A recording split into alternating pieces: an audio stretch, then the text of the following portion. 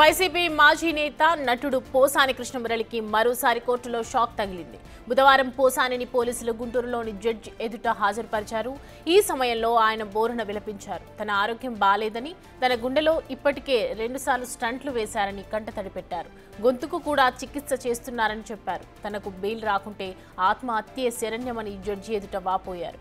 నంది అవార్డుల విషయంలో తన అభిప్రాయాలను వ్యక్తం చేశానని, పార్టీ మారలేదనే కక్షతో లోకేష్ తనపై ఈ కేసులు బనాయిస్తున్నారని, తాను తప్పు చేశానని నిర్ధారిస్తే తనను నరికేయాలని ఎమోషనల్ అయ్యారు. తనకు 2 రోజుల్లో బెయిల్ ఇవ్వకపోతే ఆత్మహత్య చేసుకోక తప్పదని న్యాయమూర్తి వద్ద పోసాని పేర్కొనడం తీవ్ర కలకలం రేపింది. వ్యక్తిగత కోపంతోనే తనపై టీడీపీ అధికార ప్రతినిధి ఫిర్యాదు చేశారని జడ్జికి ఆయన వివరించారు.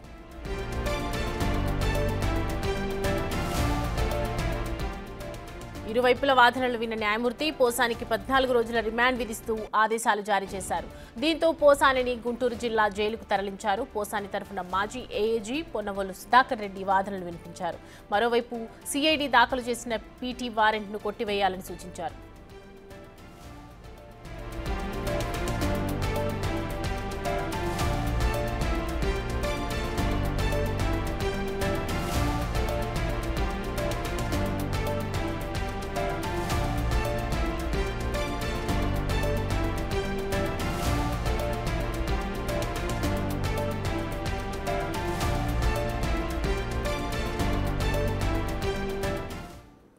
ఈ అంశానికి సంబంధించి పూర్తి డీటెయిల్స్ మా ప్రతినిధి సాయి శంకర్ అందిస్తారు. సాయి శంకర్, కోర్టులో వాదనలు విన్న తర్వాత పోసాని కృష్ణమురళికి షాక్ తగిలిందని చెప్పొచ్చు. సో 14 రోజుల రిమాండ్ విధించింది కోర్టు. సో నెక్స్ట్ కార్యాచరణ ఏ విధంగా ఉండబోతోంది, ఎలా వెళ్ళబోతున్నారు పోసాని?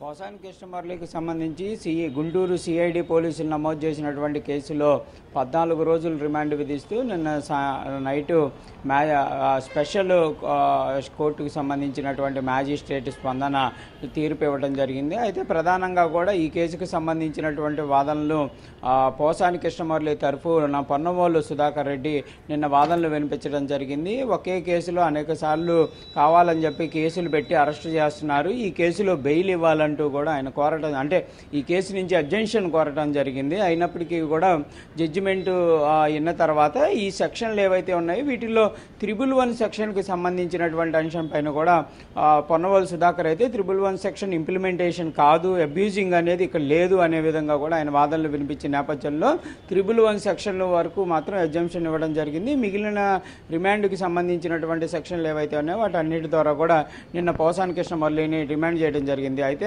14 రోజుల రిమాండ్ అనంతరం గుంటూరు జిల్లా జైలుకు కూడా పోసాని కృష్ణమురళిని తరలించారు.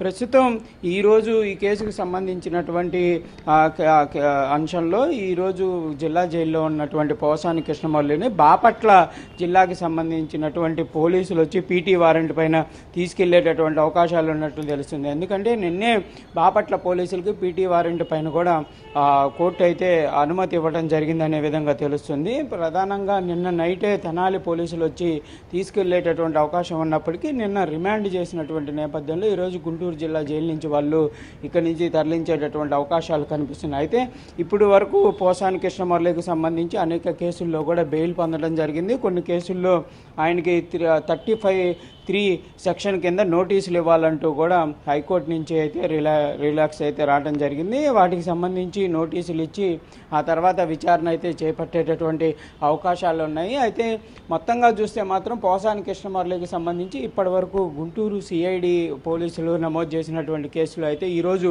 బెయిల్ పిటిషన్ కూడా మూవ్ చేసినట్టు నిన్న నైటే పోసాని కృష్ణమురళి తరఫు న్యాయవాదులు చెప్పారు. ఈరోజు దానికి సంబంధించినటువంటి దానిపైన కోర్టులో ఆర్గ్యుమెంట్స్ జరిగే అవకాశాలు ఉన్నాయి. మరి బెయిల్ వస్తుందా లేకపోతే రిమాండ్ కొనసాగేటటువంటి అవకాశాలు ఉంటాయో చూడాలి. దాంతోపాటు బాపట్లకు సంబంధించినటువంటి పోలీసులు వచ్చి పీటీ వారెంట్ కన్నా తీసుకెళ్తే మరి అక్కడ కూడా రిమాండ్ చేసేటటువంటి అవకాశాలు ఉంటాయి అనేది కూడా చూడాల్సినటువంటి పరిస్థితి ఉంది. ఈ 2 కేసులకు సంబంధించిన దానిపైన మాత్రం పోసాని కృష్ణమురళికి ఇంకా రిలాక్స్ రాలేదు. ఈ రెండిట్లో కూడా వస్తే తప్పకుండా ఆయనకి సంబంధించి కొంత కేసుల్లో అయితే ఉపశమనం లభించే అవకాశాలు ఉన్నాయి. అయితే ఇక్కడ క్లియర్గా పొన్నవోలు తరపు న్యాయవాదులు చెప్తున్నారు, కంపల్సరీగా బెయిల్ కనుక పోసానికి కనుక వస్తే మాత్రం వెంటనే ఇంకో పీటీ వారెంట్ వేసి అరెస్ట్ చేసే అవకాశాలు ఉన్నట్లు కూడా తెలుస్తుంది. నిన్న ఇదే అంశానికి సంబంధించి పోసాని కన్నీరు కూడా జడ్జి ముందు పెట్టుకోవడం జరిగింది. తనని తీవ్ర ఇబ్బందులు పెడుతున్నారు, 70 సంవత్సరాల వయసులో చాలా ఇబ్బంది పడుతున్నాను అనే విధంగా కూడా కన్నీరు మున్నరేనటువంటి పరిస్థితి అయితే నిన్న జడ్జి ముందు కనిపించింది.